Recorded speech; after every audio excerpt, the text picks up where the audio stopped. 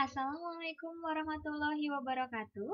Selamat datang kembali di Praktikum Online Analisis Data Epidemiologi. Bagaimana kabarnya hari ini teman-teman? Semoga kita semua selalu diberikan kesehatan, kebahagiaan, dan selalu dalam lindungan Allah Subhanahu wa Ta'ala. Amin. Bersama saya Ara, kita akan membahas terkait dengan analisis observasional analitik, cross-sectional, dan juga case control. Silahkan, teman-teman dapat membuka buku panduan praktikum di halaman 19 sampai dengan halaman 28.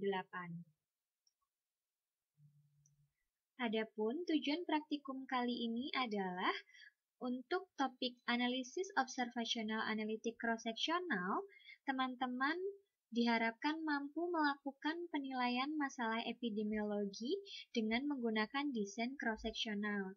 Sedangkan tujuan untuk topik analisis observasional analitik case control, teman-teman diharapkan mampu melakukan penilaian masalah epidemiologi dengan menggunakan desain case control dan mampu melakukan penilaian hubungan antar berbagai faktor risiko epidemiologi. Oke, di sini sudah tertera desain penelitian epidemiologi. Saya yakin teman-teman sudah memahami apa saja desain penelitian epidemiologi. Jadi, secara garis besar, desain penelitian epidemiologi terbagi menjadi dua, yaitu eksperimental dan observasional. Perbedaannya adalah, pada desain eksperimental, peneliti dapat memberikan intervensi. Sedangkan, pada desain penelitian observasional, peneliti hanya mengamati tanpa memberikan intervensi. Kemudian, pada desain eksperimental sendiri terbagi menjadi dua, yaitu true eksperimental. True eksperimental adalah desain di mana peneliti dapat mengendalikan segala faktor yang memenuhi. Nah, biasanya true eksperimental ini dilakukan di dalam laboratorium. Kemudian, untuk quasi eksperimental, yaitu di mana peneliti tidak dapat mengendalikan variabel atau mengontrol variabel. Lalu, untuk desain observasional terbagi lagi menjadi dua, yaitu deskriptif yang artinya mendeskripsikan, kemudian deskriptif dibagi lagi menjadi dua, yaitu case study dan juga ekologi. Sedangkan untuk observasional analitik terbagi menjadi tiga, yaitu cross-sectional. Jadi untuk cross-sectional itu adalah desain penelitian di mana paparan dan akibat atau exposure dan disease dilakukan pengambilan data atau pengumpulan data secara bersamaan waktunya pada satu titik. Kemudian untuk desain case control adalah desain di mana kita akan membagi populasi menjadi case dan control, kemudian kita telusuri ke arah belakang atau retrospektif. Sedangkan untuk desain cohort adalah di mana paparan kita telusuri ke depan sampai timbul efek seperti itu. Jadi dari exposure kita telusuri sampai timbullah disease. Oke teman-teman, di sini adalah keterangan terkait definisi, kelebihan, dan juga kekurangan dari cross-sectional study. Silahkan teman-teman dapat membacanya secara mandiri. Kemudian, sama ya, ini juga tertera keterangan terkait definisi, kelebihan, dan juga kekurangan dari case control study. Oke teman-teman, kita akan langsung mencoba mengolah data yang pertama. Jadi untuk observational analytic cross-sectional, kasusnya kita akan menggunakan risk factor dari kecacingan. Jadi di sini ada data terkait kecacingan yang terdiri dari 90 responden. Nah, untuk pengolahannya kita akan menggunakan SPSS, jadi kita akan mengekspor terlebih dahulu data dalam bentuk Excel ini ke dalam SPSS. Langkahnya kita buka terlebih dahulu SPSS-nya. Nah, jika sudah, akan muncul tampilan seperti ini. Lalu, untuk mengekspor, kita klik File. Kemudian, kita pilih Open, pilih Data. Kita klik pada bagian data, kemudian kita pilih di mana kita menyimpannya. Nah, di sini ya, analisis data EPID 2020. Kemudian di sini yang muncul hanya file yang berbentuk SPSS saja. Jadi kita di bagian file of tipenya kita rubah terlebih dahulu all files, atau teman-teman juga bisa langsung pilih Excel. Nah, bisa langsung pilih Excel atau all files. Di sini kita pilih all file. Nah, jika sudah, kita pilih datanya adalah data kecacingan. Kemudian kita open. Kalau muncul seperti ini, bisa langsung di OK. Kita tunggu sebentar datanya running. Nah, ini datanya sudah muncul ya. Jadi teman-teman di sini sama ya. Jadi kita tinggal mengcopy saja dari yang Excel tadi. Nah, di sini juga sama, tidak mengalami perubahan, 90 respondennya. Kemudian kita identifikasi terlebih dahulu ya. Di sini untuk variabelnya ada 5 variabel, di mana 4 variabel bebas, yaitu cuci tangan, potong kuku, pemakaian sandal, dan main tanah. Sedangkan untuk variabel dependennya atau variabel terikatnya adalah kejadian kecacingan. Kemudian, sebelum kita melakukan uji, kita perlu melakukan atau membuat sistematika dari uji statistik. Mulai dari tujuan praktikumnya apa, lalu rumusan masalahnya apa, jenis datanya apa, variabelnya apa saja, hipotesis, analisis, interpretasi, sampai dengan kesimpulan. Nah, saya yakin teman-teman sudah memahami bagaimana pembuatan atau alur untuk sistematika pengujian statistik seperti itu. Sehingga di sini kita skip saja langkahnya untuk sistematikanya. Jadi silahkan dibuka kembali ingatannya terkait dengan manajemen data. Nah, oke teman-teman, di sini data yang akan kita olah hanya berbentuk keterangan saja. Jadi di sini datanya belum dilakukan pengkodingan. Nah, kita identifikasi satu-satu, mulai dari variabel cuci tangan. Jadi di sini variabel cuci tangan terdapat 2 kategori, di mana kategori pertama adalah tidak cuci tangan dan kategori kedua adalah cuci tangan. Nah, nanti untuk pengkodingan di dalam SPSS kita menggunakan angka 1 dan angka 2, di mana angka 1 digunakan untuk yang lebih beresiko, sehingga tidak cuci tangan kita coding menjadi angka 1, kemudian cuci tangan kita coding menjadi angka 2.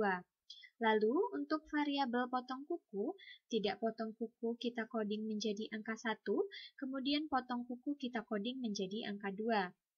Lalu sandal, untuk pakai sandal berarti dia tidak beresiko ya kalau memakai sandal, jadi kita coding dengan angka 2, tidak pakai sandal kita coding dengan angka 1.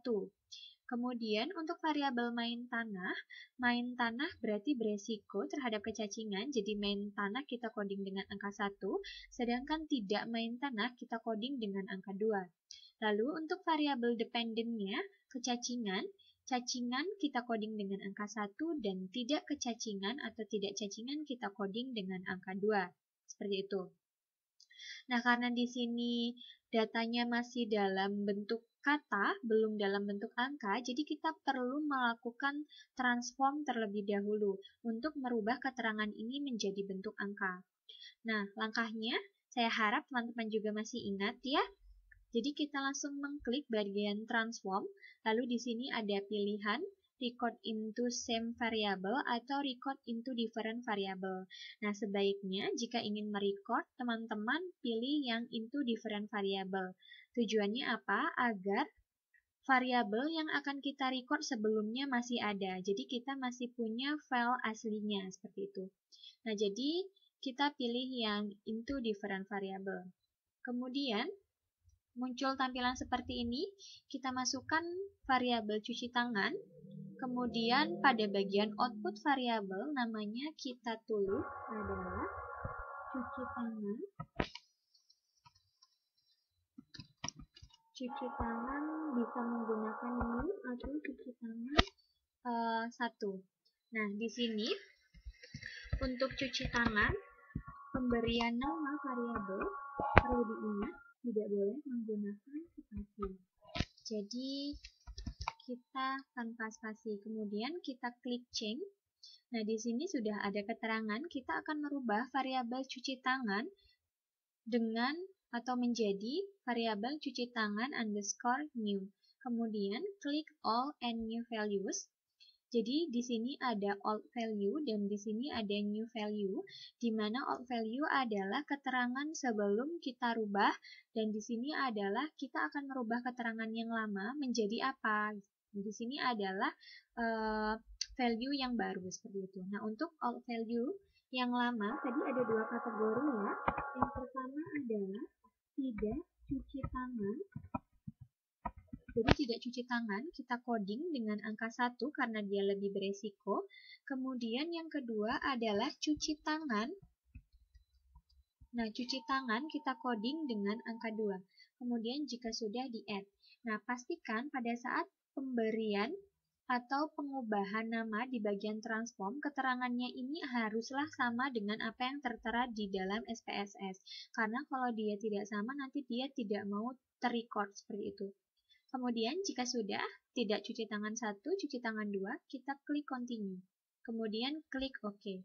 Nah di sini sudah ada ya outputnya, record cuci tangan, tidak cuci tangan menjadi angka 1, cuci tangan menjadi angka 2. Nah, jika sudah, kita kembali ke bagian SPSS-nya. Nah, di sini sudah muncul variabel baru, cuci tangan new, kemudian di sini munculnya adalah sebagai angka 1 dan 2. Nah, dari angka ini barulah kita lakukan pengkodingan di bagian value. Nah, di sini kan ada dua tampilan ya, data view dan variable view. Untuk memberikan keterangan pengkodingan, kita pilih variable view, lalu kita pilih bagian values, cuci tangan new, kemudian ke bagian values. 1. Sebagai tidak cuci tangan, tidak cuci tangan, lalu pada bagian value angka 2 kita tulis sebagai cuci tangan. Di sini juga keterangannya harus sama ya dengan apa yang sudah ditulis tadi. Nah, di sini sudah muncul. Terus, teman-teman kalau ingin memastikan sudah benar belum pengkodingannya bisa klik pada bagian value label. Nah, ini ya. Angka 1 sebagai tidak cuci tangan, angka 2 sebagai cuci tangan. Nah, jika sudah, untuk variabel-variabel yang lain sama langkahnya, silahkan nanti untuk potong kuku, sandal, main tanah, kecacingan, silahkan ditransform terlebih dahulu, kemudian diberikan keterangan pengkodingan di bagian variable view, yaitu pada bagian kolom value seperti itu. Nah, untuk itu, di sini saya sudah memiliki data yang sudah saya record. Jadi kita gunakan data ini. Nah, ini ya. Ini adalah data yang sudah saya record. Di sini variabelnya dari mulai cuci tangan new, potong kuku, pemakaian sandal, main tanah, dan juga kecacingan. Nah, ini adalah data yang sudah terrecord. Kemudian, jika sudah melakukan transform dan juga pemberian coding, langkah selanjutnya adalah teman-teman pastikan terlebih dahulu jenis data yang akan teman-teman analisis atau teman-teman olah itu jenisnya apa. Karena kan secara umum jenis data terbagi menjadi dua ya, kategorik dan numerik. Apabila jenis data teman-teman adalah kategorik, maka teman-teman tidak perlu melakukan uji normalitas. Sedangkan sebaliknya apabila jenis data dari data yang akan dianalisis numerik, maka perlulah dilakukan uji normalitas untuk mengetahui sebaran datanya, seperti itu. Nah, di sini karena data yang kita gunakan adalah data jenis kategorik, maka kita tidak perlu melakukan uji normalitas. Maka kita bisa lanjut ke tahap yang berikutnya. Nah, di sini kita akan langsung untuk menguji data ini. Nah, di sini kan tadi tujuannya, selain kita menilai hubungan, jadi di sini kan kita akan mencari hubungan ya, apakah terdapat hubungan antara cuci tangan, potong kuku, pemakaian sandal, dan main tanah dengan kejadian kecacingan. Nah, untuk mencari hubungan, uji yang bisa kita gunakan itu ada dua. Yang pertama, uji chi-square, dan yang kedua adalah uji korelasi Pearson. Tinggal kembali lagi, flashback ke datanya. Kira-kira jenis datanya apa? Jika jenis datanya kategorik, maka teman-teman menggunakan uji statistik chi-square. Sedangkan jika datanya numerik, berarti teman-teman menggunakan uji statistik korelasi Pearson. Seperti itu. Nah, karena ini tadi datanya kategorik, sehingga kita melakukan uji chi-square. Seperti itu ya. Kemudian langkahnya uji chi-square adalah kita klik analyze, lalu pilih deskriptif statistik, kemudian kita pilih cross tab. Nah, jika sudah, akan muncul tampilan seperti ini. Di sini ada kolom row, kemudian ada kolom-kolom, apa ya sebutnya? Ada bagian inilah ya. Kemudian di sini ada opsi-opsinya apa saja yang harus kita pilih pada saat uji chi-square. Nah, untuk yang row adalah digunakan untuk variabel bebasnya atau variabel independen. Sedangkan untuk kolomnya digunakan untuk variabel dependen. Jadi untuk variabel row-nya langsung kita masukkan ya, bisa langsung diklik. Yang kita masukkan adalah yang sudah kita coding ya teman-teman, jadi yang ada keterangan new-nya. Nah, jika sudah dimasukkan, kemudian kecacingannya dimasukkan pada bagian kolom. Kemudian kita pilih pada bagian statistik, kita klik chi-square, dan juga kita klik risk. Jadi risk ini untuk mengetahui nanti berapa besar resikonya, seperti itu. Chi-square, kenapa? Karena kita menggunakan uji chi-square. Kemudian continue, lalu pada bagian style, kita pilih expected. Kenapa expected? Mengingatkan kembali ya teman-teman, karena kita menggunakan uji chi-square, dan syarat uji chi-square adalah nilai expected count-nya tidak boleh ada yang kurang dari 5 dan maksimal 20%. Jadi di sini untuk melihat nilai expected count-nya, apakah syaratnya terpenuhi atau tidak, seperti itu. Kemudian bagian persentasenya, untuk uji cross-sectional yang kita pilih atau yang kita checklist adalah bagian row dan total, seperti itu. Jadi hanya dua ya, row dan total. Kemudian continue. Nah, jika sudah, yang perlu kita centang adalah pada bagian statistik dan sel saja. Kemudian jika sudah, kita klik OK. Maka secara otomatis outputnya akan langsung keluar. Nah, kemudian di sini ya sudah tertera dari mulai cross tab-nya, cross tab, kemudian di sini ada chi-square sama risk estimate. Jadi ini untuk variabel cuci tangan, variabel potong kuku, variabel sandal, variabel main tanah. Jadi teman-teman tidak perlu lagi men-scroll-scroll pada bagian ini ya. Jadi langsung saja, semisal teman-teman mau lihat cuci tangan, hasil cross tab-nya berapa, klik saja di bagian yang sebelah kiri. Kemudian chi-square, risk estimate, dan lain sebagainya. Oke, kita akan coba menginterpretasikan satu persatu dari variabel cuci tangan. Nah, di sini karena kita menggunakan uji chi-square, dan salah satu syarat uji chi-square adalah nilai expected count-nya tidak boleh kurang dari 5 dan maksimal 20%.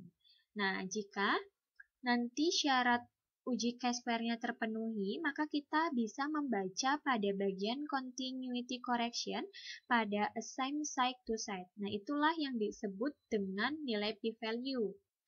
Akan tetapi, jika nanti syaratnya tidak terpenuhi, sehingga ditemukan nilai expected count yang kurang dari 5, maka kita menggunakan alternatifnya, yaitu kita bacanya pada bagian Fisher exact test, pada bagian exact side to side. Seperti itu ya teman-teman.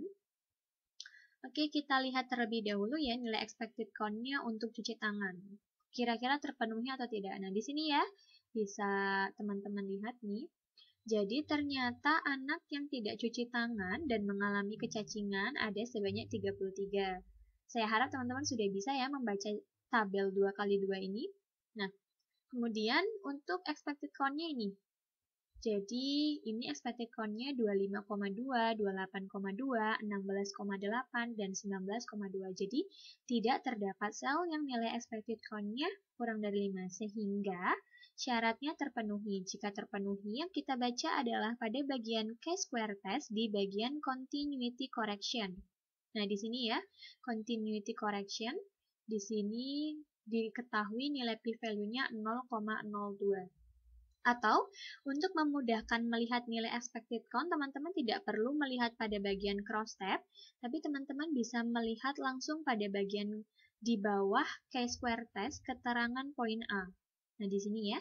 Jadi di sini keterangannya tertulis bahwa a null cell have expected count less than 5. Nah, artinya sebanyak 0 sel mempunyai nilai expected count kurang dari 5. Kalau 0 sel berarti tidak ada yang kurang dari 5. Nah, di sini ada juga keterangannya bahwa minimum expected count-nya adalah 16,8. Benar ya? Tadi di sini paling kecil adalah 16,8 seperti itu. Nah, jadi seperti itu. Kemudian, next untuk interpretasi p-value-nya, karena dia syaratnya terpenuhi, kemudian diperoleh p-value-nya 0,002, sehingga jika dibandingkan dengan alfa, lebih kecil dari alfa, sehingga kalau lebih kecil dari alfa adalah HA diterima. Bunyinya apa? Ada hubungan antara cuci tangan dengan kejadian kecacingan, seperti itu. Ini untuk p-value-nya. Kemudian kita lihat pada bagian besar resikonya. Nah, untuk besaran resiko kan yang kita kenal ada 3 ya.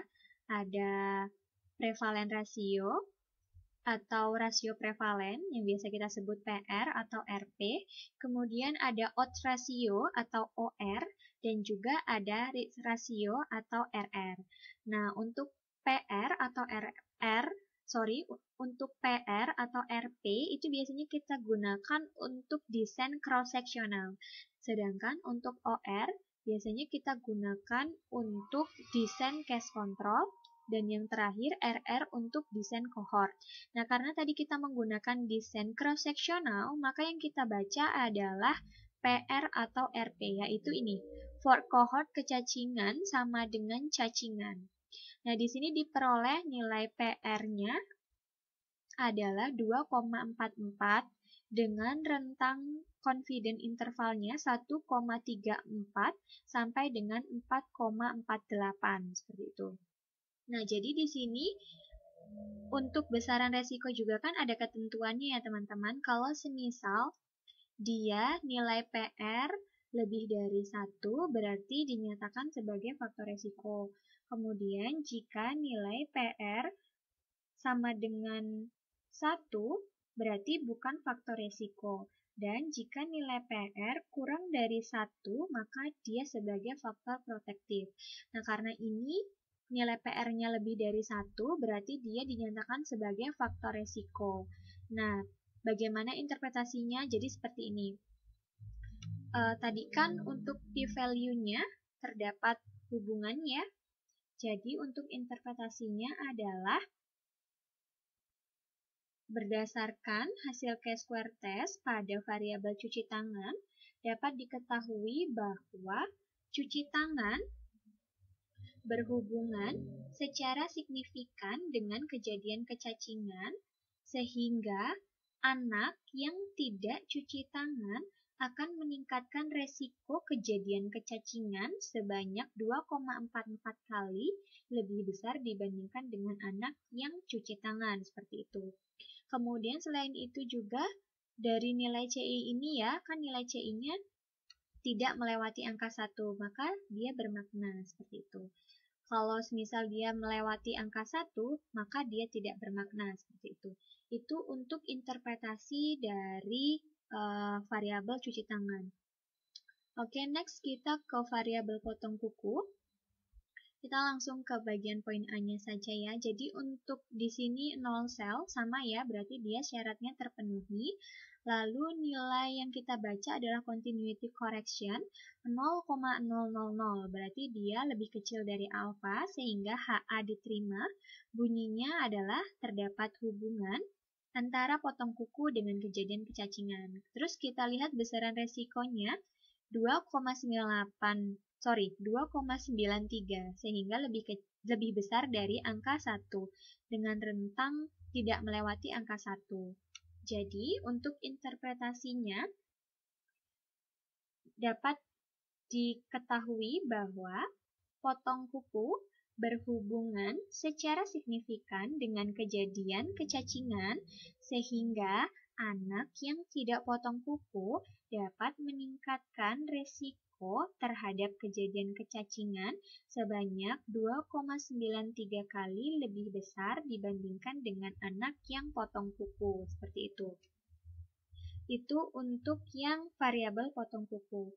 Next, kita ke variabel sandal. Nah, di sini sandal dapat diketahui bahwa syarat uji chi-square terpenuhi, kemudian kita baca continuity correction, hasilnya adalah 1,000 sehingga lebih besar dari alfa. Kemudian, jika lebih besar dari alfa, maka HA-nya ditolak atau HO diterima, artinya tidak terdapat hubungan antara pemakaian sandal dengan kejadian kecacingan, seperti itu. Kemudian kita lihat pada bagian risk estimate. Nah, ternyata di sini diperoleh nilai besaran resikonya adalah 1,04 sehingga lebih besar dari 1 ya, 1,042. Lebih besar dari 1 sedikit dengan rentangnya 0,656 sampai 1,656. Nah, jika terdapat hasilnya seperti ini, teman-teman tidak boleh menyebutkan bahwa dia faktor resiko, karena kita juga harus memperhatikan dari pembacaan CI-nya. Nah, di sini kan CI-nya melewati angka 1, sehingga jika melewati angka 1, maka tidak bermakna secara statistik, seperti itu.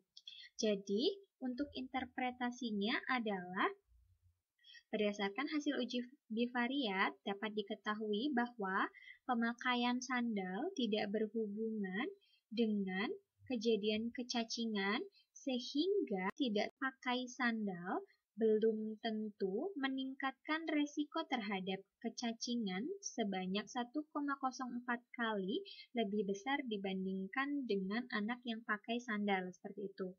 Di sini kita bacanya dia belum tentu menjadi faktor resiko terhadap kejadian kecacingan. Kenapa? Karena di sini CI-nya dia melewati angka 1, seperti itu. Oke, next yang terakhir adalah variabel main tanah. Nah, di sini syarat uji chi-square-nya sudah terpenuhi, kemudian kita baca continuity correction 0,251.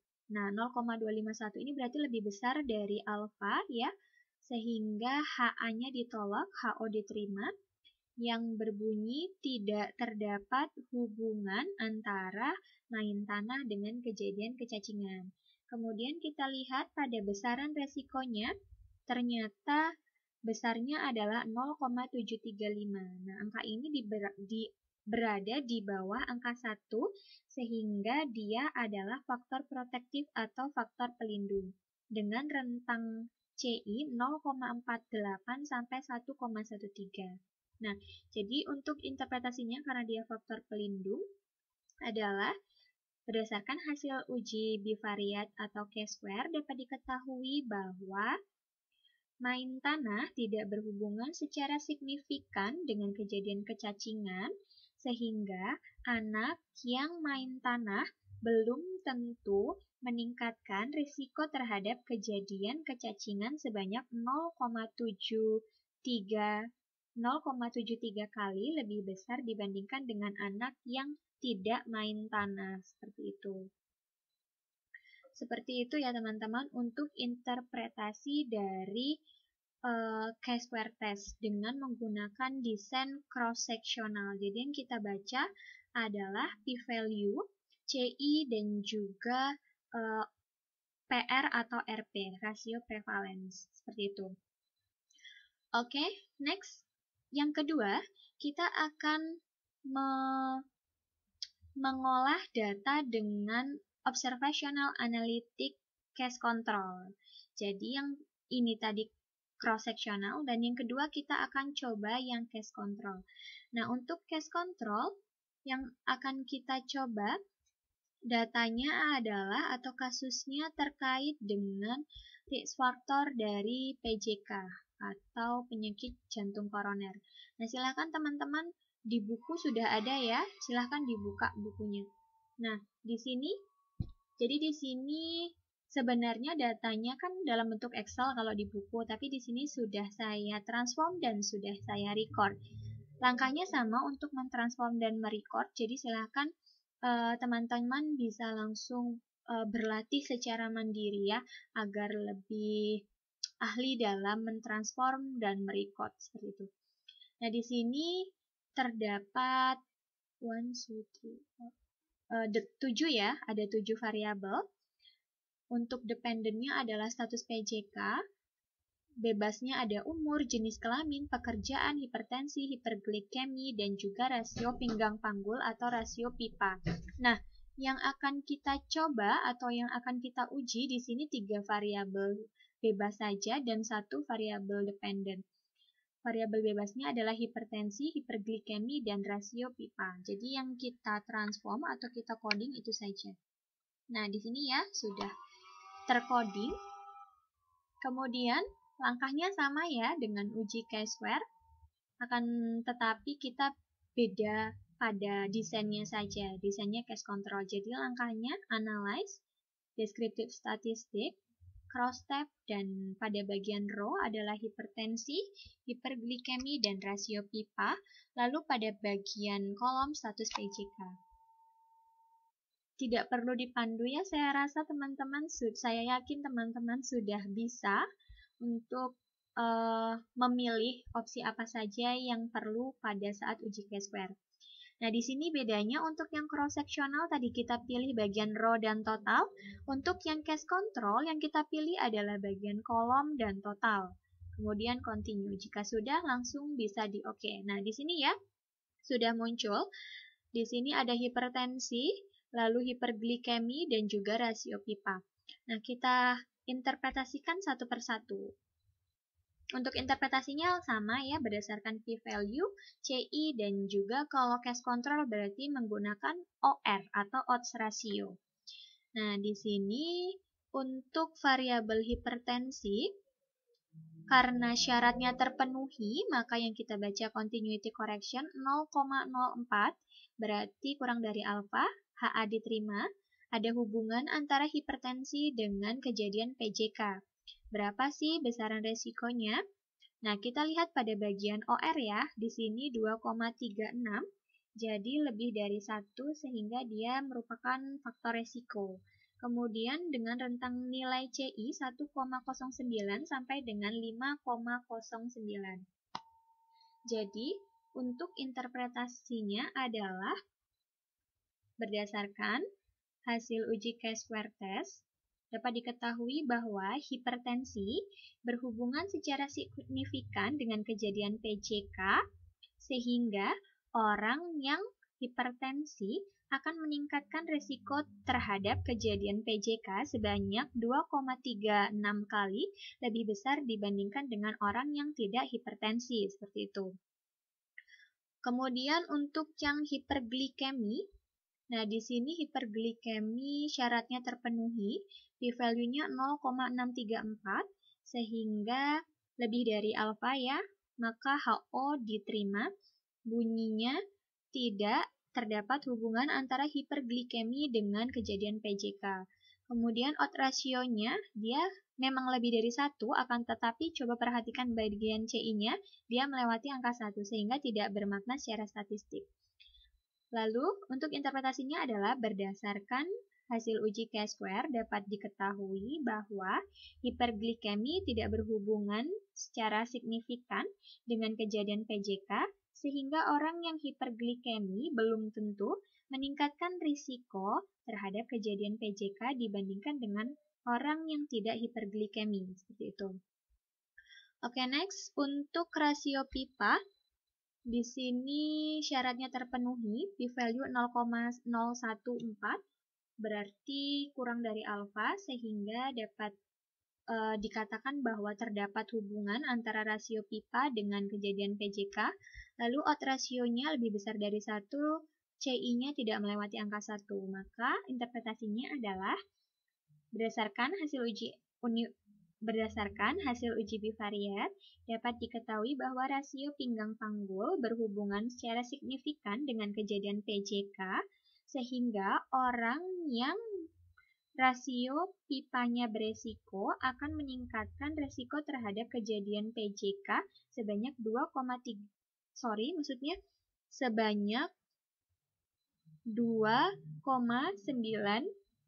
kali lebih besar dibandingkan dengan orang yang rasio pipanya tidak beresiko, seperti itu. Nah, itu adalah cara interpretasinya ya teman-teman. Jadi, saya ingatkan kembali, untuk cross-sectional yang perlu diinterpretasi adalah p-value, CI, dan PR atau RP, rasio prevalen. Sedangkan untuk yang case control adalah p-value, CI, dan juga OR, seperti itu. Oke, nah jika sudah, untuk penyajiannya nanti silahkan teman-teman sajikan hasil atau output ini ke dalam bentuk dummy tabel. Nah, contohnya seperti ini. Jadi, silahkan digabungkan menjadi satu, dan yang perlu dituliskan adalah pada bagian cross tab-nya ya ini, yang kecacingan, kemudian tidak cuci tangan, di sini jumlahnya berapa, persennya berapa, sama sampai bawah, kemudian nilai RP-nya berapa, rentang CI-nya berapa, dan p-value-nya berapa. Kemudian, seperti biasa, jika ada tabel, maka ada interpretasi. Ini untuk yang cross-sectional. Sedangkan untuk yang case control sama ya. Di sini ada 3 variabel, hipertensi, hiperglikemi, dan rasio pinggang panggul. Seperti itu.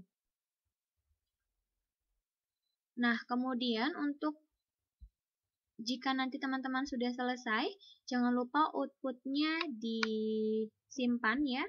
Saya rasa teman-teman sudah bisa untuk menyimpannya. Tinggal file save as beri nama. Kemudian untuk mengkopinya sebagai lampiran ya tinggal diklik CTRL-C, CTRL-V di Word. Nah,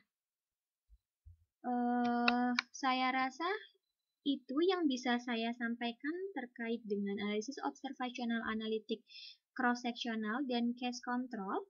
Silakan untuk latihan teman-teman bisa mencobanya secara mandiri. Apabila mengalami kendala saat mencoba, silahkan bisa langsung ditanyakan sebelum praktikum maupun pada saat praktikum berlangsung.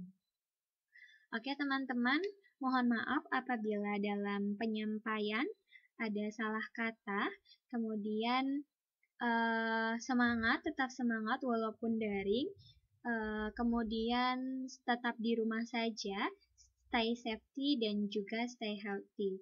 Oke, saya tutup. Wabillahi taufiq walhidayah. Wassalamualaikum warahmatullahi wabarakatuh.